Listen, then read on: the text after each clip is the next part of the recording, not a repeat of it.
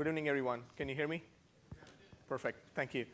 Thanks for sticking around until the last talk. I know it's been a long day. Bear with me if it's only 30 minutes. So today's talk is on Yarn, high availability. I'm Karthik. I'm the software engineer at Cloudera. This is Zuan, a member of technical staff at Hotworks, I think. Yes. And funny thing is, we have been working on Yarn HA for the past 6 months. I just met him an hour ago. I've never spoken to him before. It was all like Jira and email and occasionally chat. So in today's talk, we'll give some background on Yarn. I know there have been other talks on Yarn. This is more relevant background in the sense, what are the processes that run in Yarn and what the fault tolerance model is. And hopefully, we'll make a case for why we need HA. And then we explain, we basically say that Yarn's high availability depends on the master's high availability. So we talk about how we build it, how we persist the state, how we do fencing when required. We have, and failover and redirection and things like that. We would also do a small demo after configuring Yarn. So Yarn is as you might know, it's the new scheduling resource management execution framework for Hadoop 2. And it has at the center of it something called a resource manager. It's the process that does everything for you. Well, not everything. There are other things. So it talks to those things that do other things. For instance, there are these slaves. And you have these processes called node managers running on these slaves. And they keep talking to the resource manager. So the resource manager keeps track of all this and says, hey, my cluster has now 3 nodes. And it maintains that state in this box here called cluster state. And now it also serves clients. And so when clients want to, say, submit applications, or they want to get information about a particular application they're running, or they want to just use REST API, all those things are served by the resource manager. Now, the way it works, if you want to run a job, say a MapReduce job, the client submits it, and there's some amount of back and forth that goes on. But eventually what happens is the resource manager spawns this thing called the app master that runs on one of the nodes. And the app master acts as the proxy for this client. So if I have to run a 50 map task job, then the app master is responsible for fetching those tasks and then running them. And it does that. And whenever it does that, it talks to the resource manager to negotiate these resources. And that's the application state that I maintain. It basically has what application am I running, what number of attempt is this, do I need tokens for this, and so on and so forth. And once it gets those resources, it spawns tasks as well, and they run in something called container. So now looking at the fault tolerance model, let's try to take down processes and nodes just for fun. So if you take off if the app master fails, we have the application state. So the resource manager notices this just spawns another app master. If a node goes down or a node manager goes down, today they're both the same, but we are working on differentiating between a node going down and a node manager process itself going down. Then again, I notice that, oh, my node has gone down. The resource manager knows that there were few things running on that node, so let me spawn them somewhere else. And if the resource manager itself goes down, then we can't really do anything. We can bring back up by just running the whatever script we run. However, if we bring it back up, we don't have the cluster state or the application state. We can reconstruct the cluster state, but we cannot reconstruct the application state. So whatever applications we were running before cannot be reclaimed anymore. So, however, the client can submit new jobs, and those would run as whatever new applications are. But the old applications don't really work. So in a sense, the resource manager is a single point of failure in a Yarn cluster. And we need to do a few things to make sure that's not the case. First up, we need to be able to persist the state and bring it back up. The second part is if the node itself goes down, like there is a difference between the process itself going down or the node going down. And if the resource manager node goes down, we should be able to spawn another resource manager on a different node. So that's what we call highly available resource manager. We kind of coined the term harmful Yarn. That initially actually did not really fly because people did not understand what it was. And we had to talk to the organizers again that, oh, our talk is about HA, and then, yeah. So we are already shipping it. Hadoop ships it as beta in 2.3. The stable version is on 2.4.0, and the more stable version is coming out anytime in 2.4.1. So what do? We do two things. One, as I said, we need to have a way to statefully do RM restart, preserving the state, and then we need to have an option to have multiple resource managers. So the RM went down again. But now, if you see this, before that, there's this little box here called the RM store. And the color coding is everything green is supposed to be Zookeeper. So the Zookeeper state store, there is this RM store, one of the implementations is Zookeeper store. And now if you bring the RM back up, the store stores all the application information. So after it comes back up, it talks to the store, loads all the applications, and builds the application state. We have the cluster state from the nodes, and now you can move forward. However, the small caveat is we decided to do this in 2 phases. In phase 1, things just don't run like that. We have to kill these things and respawn them. But we are working on fixing that. And once all that is done, the clients can, again, talk to the resource manager, submit new applications, get information, all that. So I said the green part was Zookeeper. Not exactly. We also have other stores. We have a memory-based store, which we use primarily for testing purposes, of course, because if it goes down and you bring the RM back up, it's all gone anyway. Then we have a file system-based store. You can either have it on a local file system or a shared file system like HDFS. The local file system is useful if you do not have multiple RMs, but you only have the same node and you're bringing the process back up. But the one that we recommend people using is the Zookeeper store. The reason we recommend it is for fencing reasons. I'll explain to you what's fencing and how it works. But performance is OK in the sense we are able to load 10,000 applications or completed applications in 8 seconds, roughly. And you can always make it faster so the store itself, there's a configurable limit on the number of applications that you can store. So you can have fewer applications, and everything would be faster. So what are the implications to running applications if we do the stateful RM restart? The in-flight work is, of course, lost, as we saw. And which means that the application masters that were running at that point in time are also restarted.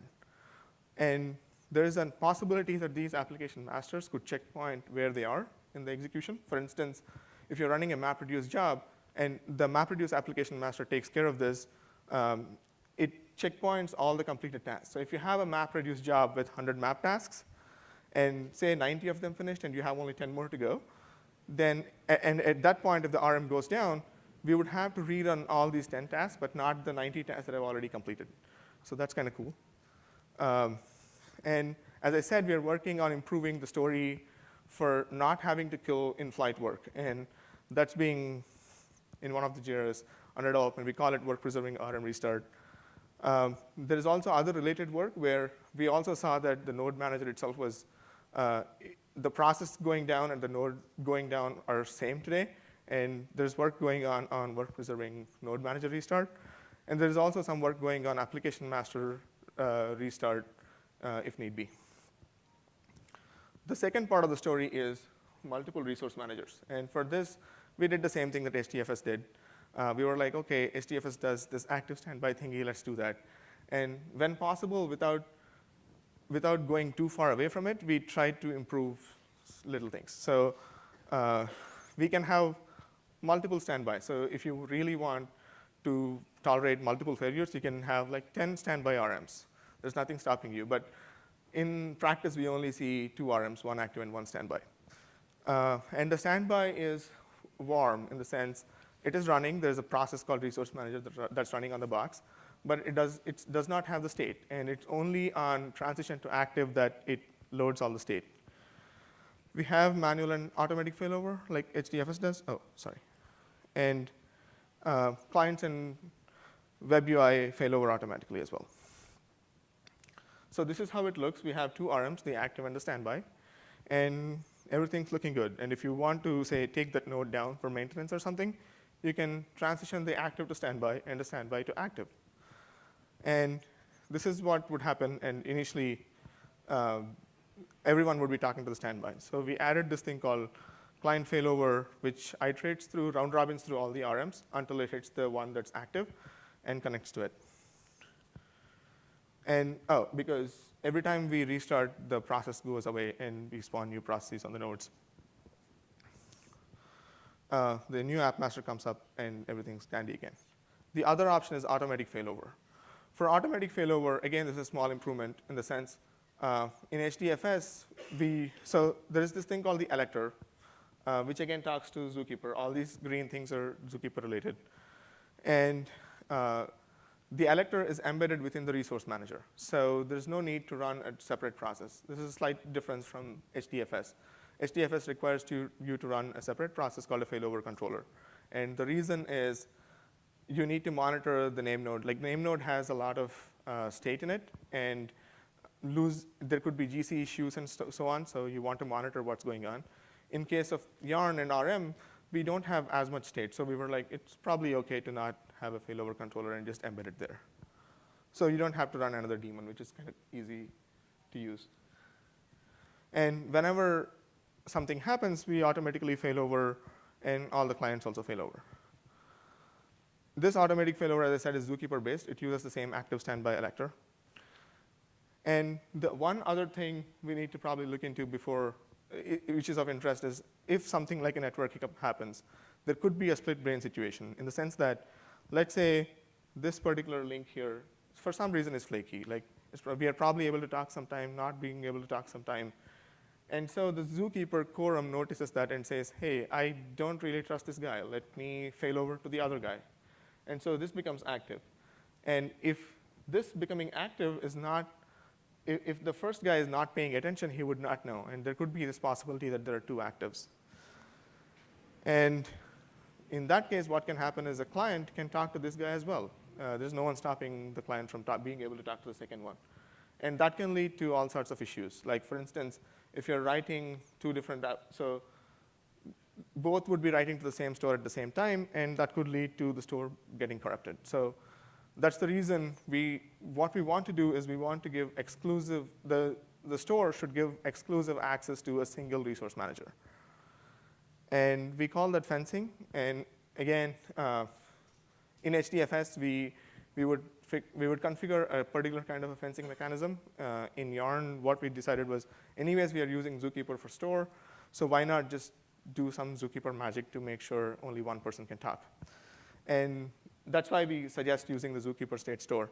And the way we give exclusive access to one resource manager is by giving shared admin access to both Zookeepers, but only exclusive create delay to one guy. So whenever the first RM becomes active, it claims the exclusive create delete access. And every time it tries to talk, it does a create and delete operation as well. So, and the moment someone else becomes the active, this create delete access from the first RM is taken over by the second RM. And the first RM can no longer do those operations and would have to transition to standby. So if we have a network hiccup, everything would go on smoothly. Now, Zuan would take over.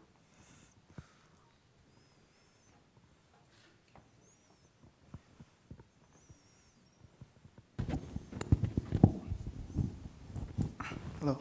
OK, so we are talking about a lot of failover stuffs, like automatic failover, manual failover, and how the failover works, and when the failover happens, what the behavior of resource manager, node manager, and application master. But for the user, maybe the more important question is, what should I do when I'm failovers? So does the user need to do any specific things to handle the failover? Like, for example, for submit application, user submit application before application submit successfully. When failover happens, what should the user to do? Resubmit a new application, or just do nothing, let Yarn handle it? Clearly, the later one is the better option. So what we have done is we go through all the APIs and mark the proper annotations, like idempotent or at most once. How it works is when the failover happens, at the IPC level, instead of just shut down the connection, it will do the retry. In that case, In the failover provider, it will read the configuration to find the rated IAM IDs and IAM address. I will talk about the IAM HA configurations later. Then it's going to iterate all the all the address and until it finds out which IAM is active. So in that case, when we submit the application, the IAM is failover. We do not need to do nothing. We do not need to do anything. The IAM will resubmit the application for you. But actually, I picked the submit application is because the submit application API is a little bit complex because how the submit application API works is client submit the application to the IAM. IAM get the rated information such as application submission context and save it into the state store. And then it check the stats. After it's finished, it return back to the user. So in this process, the IAM can fail over in any point of this process. In that case, it should have a lot of different behaviors. But don't worry about it. We have already handled all the behavior, all the scenario for you. You just need to use the userland library we provide for you, and you are good to go. Then after you submit your application, the next thing you may want to do is to monitor how is my application, what is the process of my application. So two easy ways to do it. First one is going to the Yarn command line, and to get application report, you provide the application ID, you can get the information. The other thing to do is going to web UI. So if there is only one IAM, you go into web UI, you can see the information, it works good. But since if you have multiple IAMs, the story is a little bit different.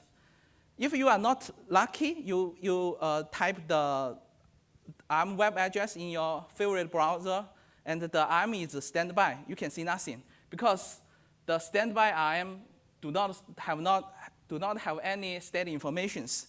So one thing you can do it is you remember all the web address of all the IAMs and try it one by one. So that is not convenient way to do it. So we provide the web redirect for you. How it works is if you remember any of the IAM web address, you just type it in the web browser. If the IAM is active, of course, you see all the informations. If it's not, it will redirect to the active IAM automatically. So just remember one of the IAM address, and you can see the informations. Of course, we do not redirect all the pages. For example, the About page, it will show what is the IAM ID, what is the stats of the IAM, like the standby or active. So it is no reason to redirect. And also the local log page and also the log level page, we do not redirect them either. Also, for all the web service, we provide web service redirect too. So you give the web service, and you will get the information through the web service you provide. And if it is a standby, it will redirect to the active IAM automatically. In terms of admin refresh, so basically we can use the IAM admin to refresh all the configurations. For example, we can refresh queues, refresh node list, we can refresh echoes. The thing how it works is you update your configuration locally and call the commands, and the Yarn will read the configuration from your local and update all the configurations. But of course, it works fine for only one resource manager. But how about if you have multiple resource managers? Since if you call the commands, it will only read the configuration file locally. So one solution is you update all the configuration file in one place and copy it for all the IAMs. Also, but you still can use the file system-based configuration provider. So if this is configurable, if you config to use that provider, what you need to do is just need to update your upload your updated configuration into the HDFS. And when you call the command, instead of reading the local configuration file, it will read the configuration files from the HDFS. It will provide another benefit is when the IAM transmits from standby to active, so it will automatically read all the configuration files in the HDFS. And in that case, the current active IM will get all the latest updates.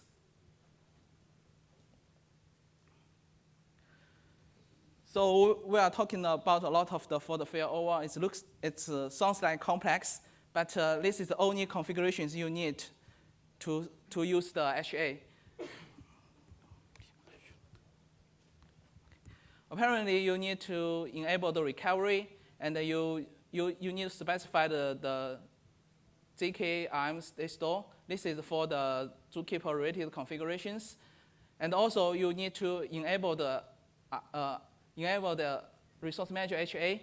In that, if you enable it, so the automatic failover and the embodied leader elect will automatically enable too. And then this is the configuration I said for specific for the IMHA. You need to specify the IMHA IDs. So if you have two IMs, you can specify like IM1 and IM2.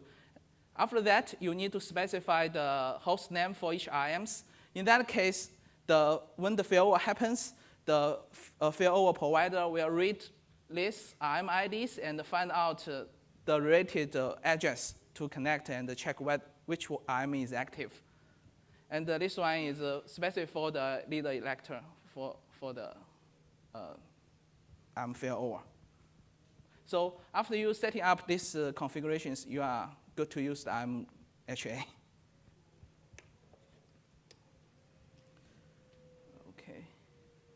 Okay, so right now I can show you some demo to say how the IMHA works. So first I start the first IM.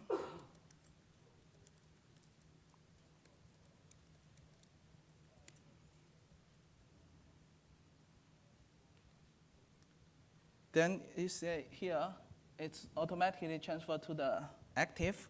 Then I start the second IM.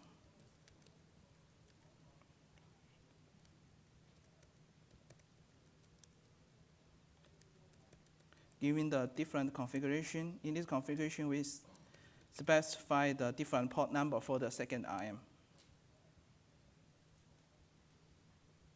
Okay, let's take some time. Then it's going to the standby. So then I start the node manager.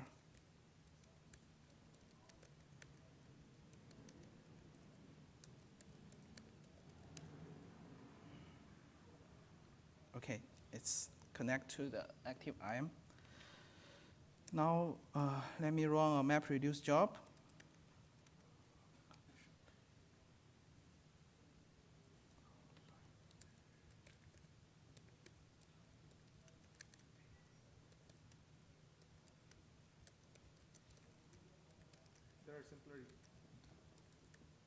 There are simpler UIs if you use any vendor. You need not go through the terminal every time. Yeah. Okay, I start a simple map reduce job. And this active IM is actually take the word. So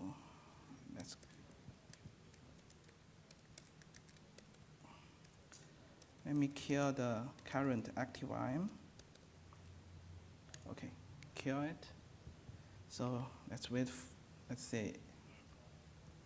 The NM is redirecting, trying to get the current active IM. So the standby IM became the active IM. And this one will become the standby IM too. So this is client from client side. So you do not need to do anything. It will automatically fail over for you. So it's fail over to the IM2.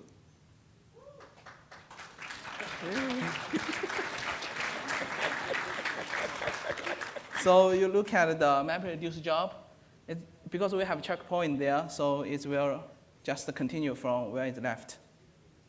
And let's see, you can fill it back. Okay, we kill this current active IM2. So let's see if it will fail over back to the first IM. So right now, node manager is still connecting. So this is the IM2.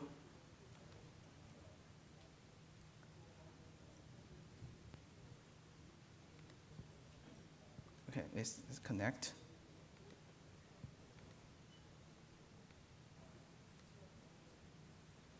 The client will automatically find the current IM for you. Okay, it's failover to IM1.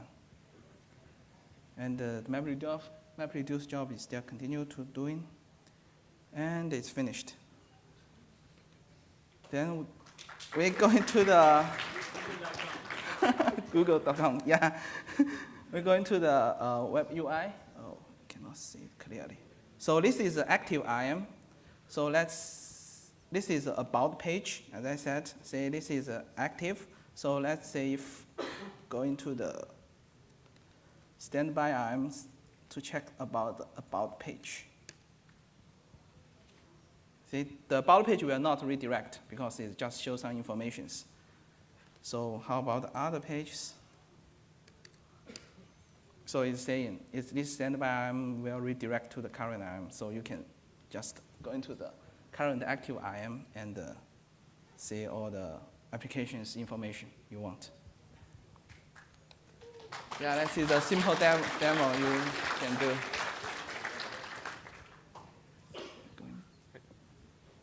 Just switch back to the slides. So, any questions?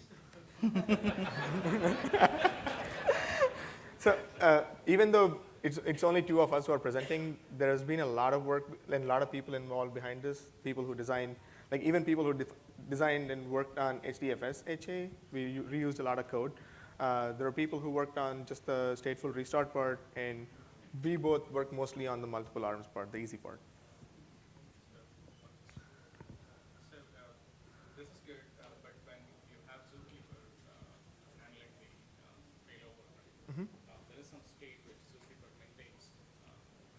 Did you see any issues or any recommendations on anything to do about with Zookeeper configuration and supporting this or not? Good question. So the question is, we are using Zookeeper for everything. There could be a lot of traffic, and do we need to configure Zookeeper in any particular way to scale better? Is that okay?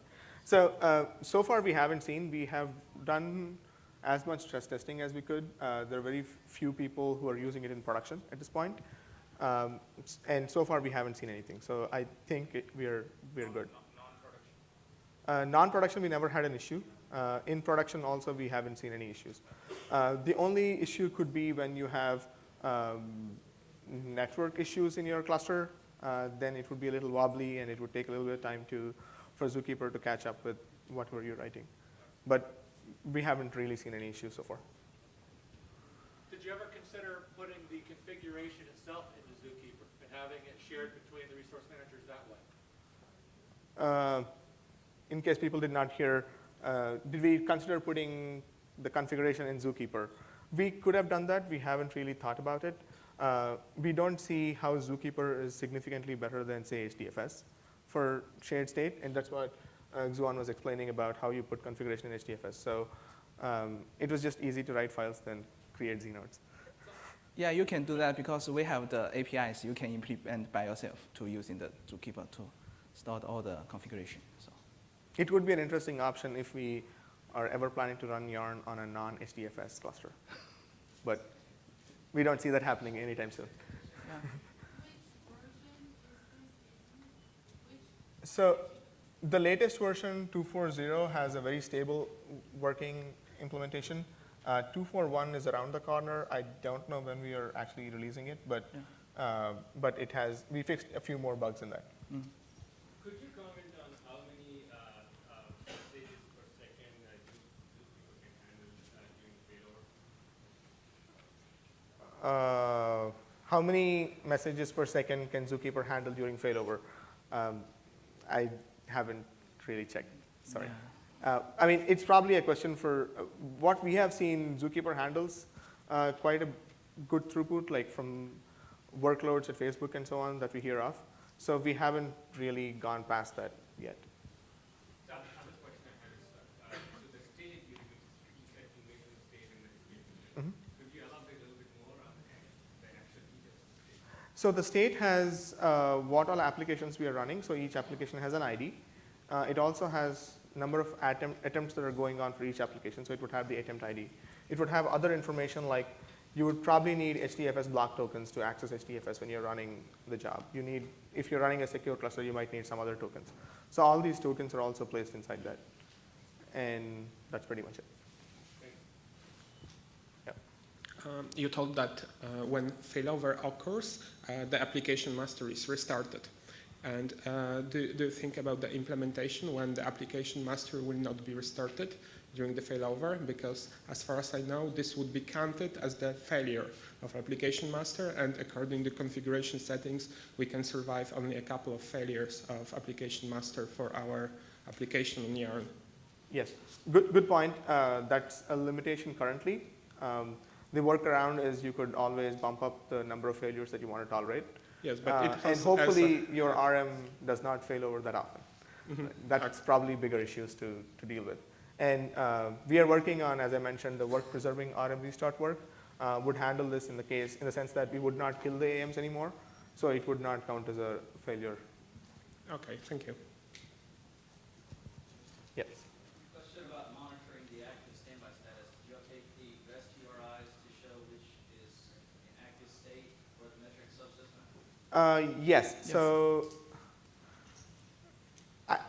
the intention is to, like currently from what I know, REST API is forwarded. Sorry, the REST API forwards everything except the API that is for the cluster information itself. So if you want, so whatever REST API is for the resource manager state itself, that does not get forwarded. Everything else gets forwarded. With respect to metrics, the JMX thing, my understanding was that it also does not get forwarded because you want to know how the RM is doing. But recently we hit a bug that I haven't personally looked at yet, where that's not the case. But we'll fix it soon. Yes? Are you keeping track of the inactive or terminated applications or you discover them immediately? So are we storing the inactive and completed applications in Zookeeper or not? Yes, we are. There is a way to configure that, which is the maximum applications you want to store in the store. And the reason we have to do that is in your resource manager web UI or any of the other APIs, even the Java API that you use to fetch completed application information, you need that. So we have to store it, and there's an upper bound on it that you can configure. So yeah. Any other questions? Yes.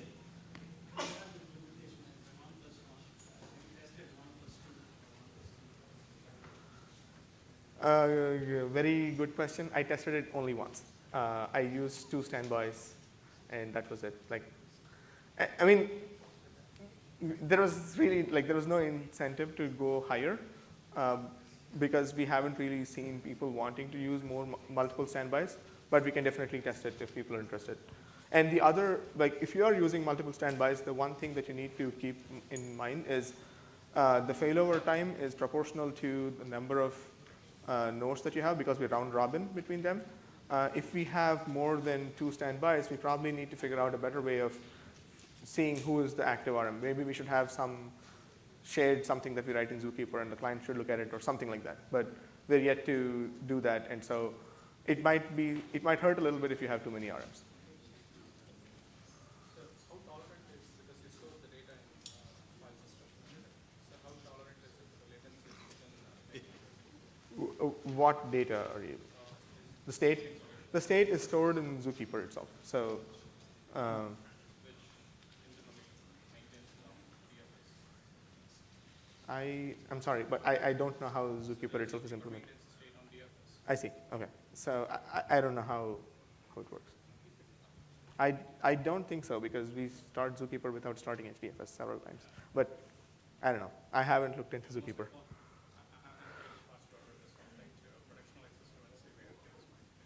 I see. Okay. Yes. Yeah, can you configure it so that the RMs run on separate physical machines in the event that they don't both run on the same? Yes. Yes. Of course. So the RMs, this is probably the first time we ran the 2 RMs on the same node because for demo we didn't want to depend on a network. But usually we have RMs on different nodes. Yeah, but if you want to debug or play it in the single node, you can start 2RM, but you need to specify the 2RMs with a different port number. So that's the only thing you need to do. Because the RM should have a lot of address, like RM address, scheduler address, web address, HTTPS address. You need to specify both of these addresses with a different port number. So you can start 2RM in the single node.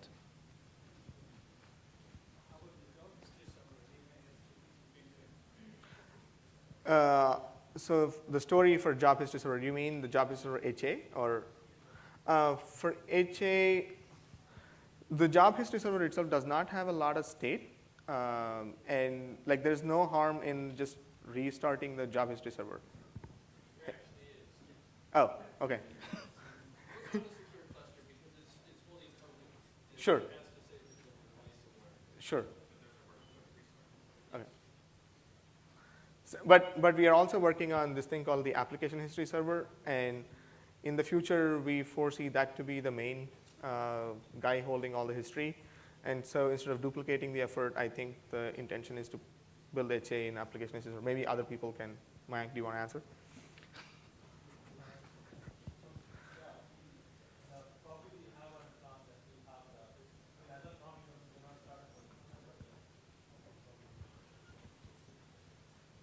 Yes.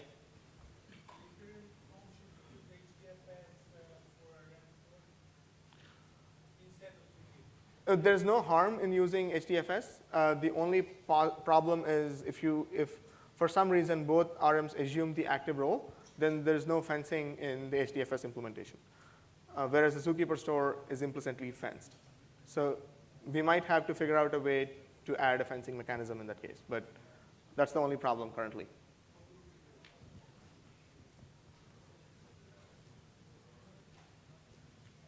Do you have any plans for an active-active implementation instead of active standby?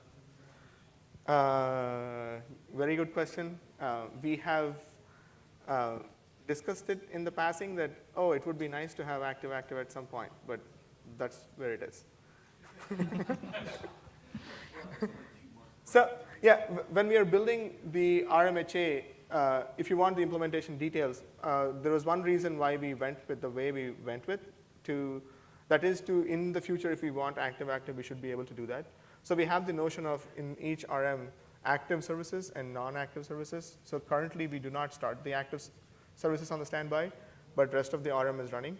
And eventually, what we would want to do is move each of these active services into the standby itself. So if you move everything, it becomes active-active.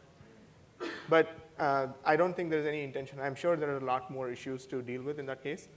And you need to operate on a cluster state, and that has to be stored somewhere. That has to be transactional. It would become the whole Omega implementation. Yes? What data for each application is stored in Zookeeper? For example, the resource allocation for each application is stored in Zookeeper or? The resource allocation itself is not stored.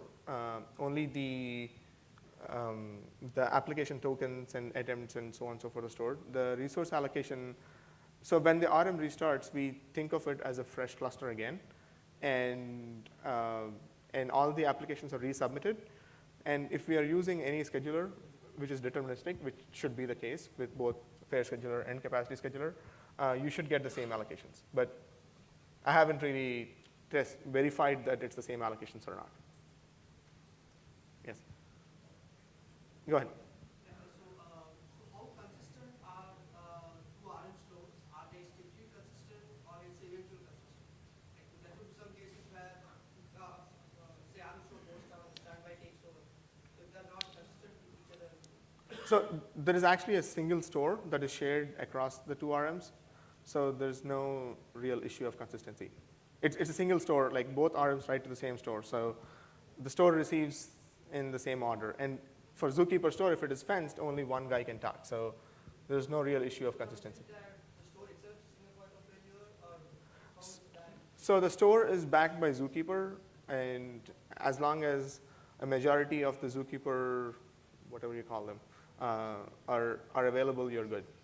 Or even if you're using, say, HDFS, if you have enough replicas that store the data, you're good. And if HDFS is HA, then you're good. Any other questions? Right. Thank you very much. Thank you.